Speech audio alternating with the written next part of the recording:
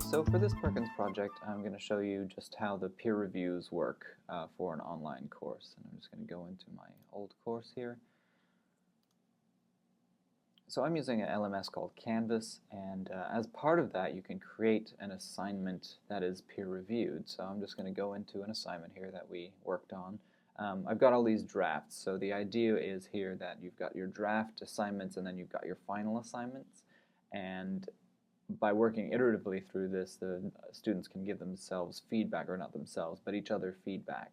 So I'll just look at draft course outcomes here, and I'll just go into the details of the assignment. I've got the assignment here written up, and then I've got a rubric for the students to look at to see what's expected of them. But in the details of the assignment, I just click Require Peer Reviews, and then I manually assign the peer reviews based on who had submitted and all that sort of thing.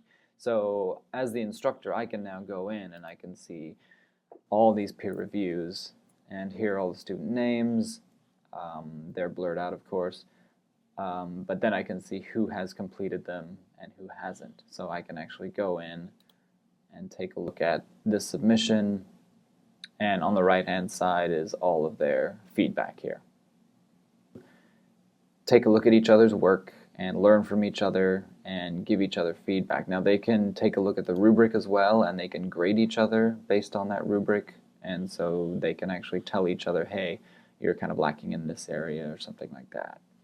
And then the idea is with this is that as they go through, they will, as I said, learn from each other, as well as work towards their final product being a more in line with what I expect them to be, the level that I expect them to be at.